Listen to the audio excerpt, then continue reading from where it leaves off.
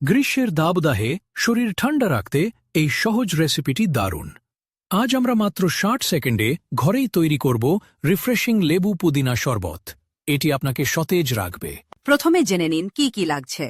2টি মাঝারি লেবু, 1 মুঠো পুদিনা পাতা, 2-3 চামচ চিনি স্বাদমতো, 1 চিমটি লবণ এবং ঠান্ডা জল ও বরফ। প্রথম ধাপ হল লেবু থেকে রস বের করা।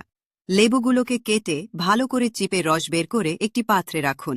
খেয়াল রাখবেন যেন বীজ না যায়। এবার পুদিনা পাতাগুলো ঠান্ডা জলে ভালো করে ধুয়ে নিন। আপনি চাইলে হালকা হাতে পাতাগুলো একটু থেতো করে নিতে পারেন সুগন্ধের জন্য। একটি মিক্সিং জার বা ব্লেন্ডারে লেবুর রস, পুদিনা পাতা, চিনি এবং 1 চিমটি লবণ দিয়ে দিন। এটি স্বাদের ভারসাম্য বজায় রাখবে। এরপর প্রায় 1 গ্লাস ঠান্ডা জল যোগ করুন।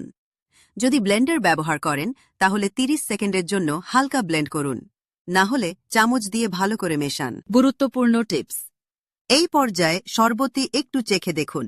যদি আরও মিষ্টি বা টক মনে হয় তাহলে আপনার পছন্দমতো চিনি বা লেবুর রস যোগ করে নিতে পারেন। আপনি যদি মসৃণ শরবত পছন্দ করেন তাহলে মিশ্রণটি একটি ছাঁকনি দিয়ে ছেঁকে নিন। এতে পুদিনা পাতার টুকরো বা লেবুর ছিবড়ে থাকবে না। পরিবেশনের জন্য গ্লাসে কয়েক টুকরো বরফ দিন। এবার ছেঁকে রাখা শরবতটি ঢালুন। লেবুর টুকরো আর পুদিনা পাতা দিয়ে সাজিয়ে পরিবেশন করুন। একটি সাধারণ ভুল হল পুদিনা পাতা অতিরিক্ত ব্লেন্ড করা। এতে শরবত তেতো হয়ে যেতে পারে। হালকা ব্লেন্ড করুন বা শুধু হাত দিয়ে মেশান। দেখলেন তো কত সহজে তৈরি হয়ে গেল এই রিফ্রেশিং লেবু পুদিনা শরবত। এটি গরমে আপনার শরীরকে সতেজ ও ঠান্ডা রাখবে। খুবই স্বাস্থ্যকর। আপনিও আজই চেষ্টা করুন আর আমাদের কমেন্টে জানান কেমন লাগলো। এমন আরও সহজ রেসিপির জন্য আমাদের চ্যানেলটি সাবস্ক্রাইব করতে ভুলবেন না।